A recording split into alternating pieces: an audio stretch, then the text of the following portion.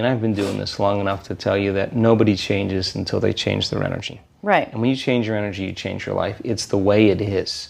So when you stop using your enemy to reaffirm your addiction to hatred, when you stop using your best friend to reaffirm your addiction to suffering, when you stop using your Facebook to reaffirm your addiction to insecurity, when you stop that whole process and you start going inward and you're no longer relying on those outer things to create those emotions, and you start creating those inner emotional states, you start changing your energy.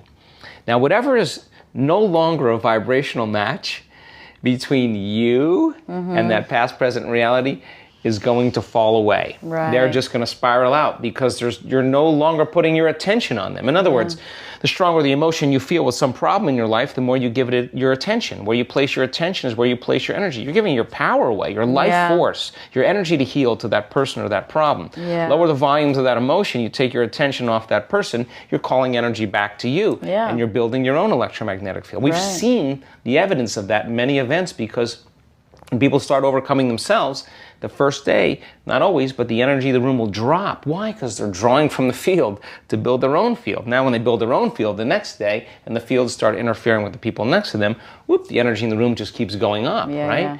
So now, there's no longer a vibrational match between you and your coworker, you and your job, you and your boss. Be prepared.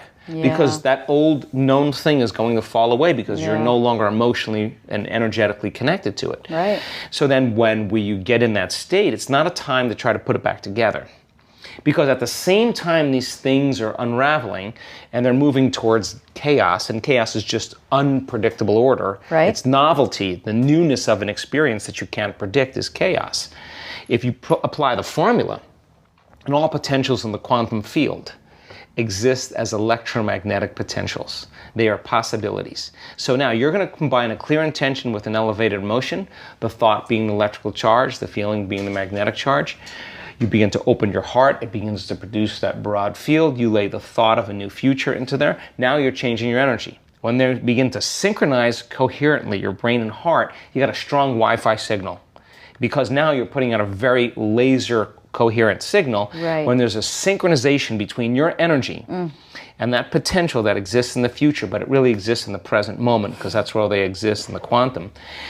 Now you start to see synchronicities in your life because you're synchronized to a future, and they come as opportunities. Wow, that was kind of cool. And those are breadcrumbs from the field, like keep going, you're on to something. Yeah. So the problem is that people, they do it and then they get up and then they react in traffic, or they get frustrated and they start feeling the emotions of the past. Why are you talking about me? They start feeling the emotions of their past, and you know what happens?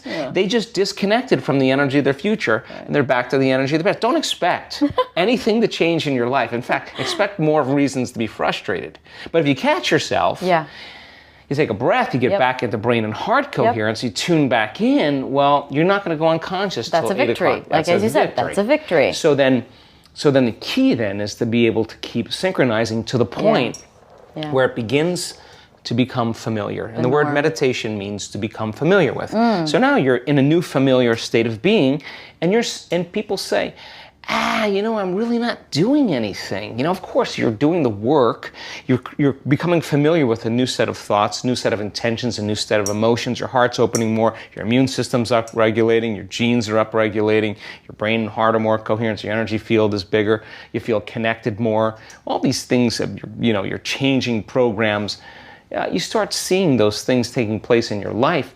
You're going to want to do this, right? It's not going to be effort. 100%. Now, live by the hormones of stress. The hormones of stress cause us to draw from this field and turn it into chemistry, heightens our senses. We become materialists. We narrow our focus on the cause.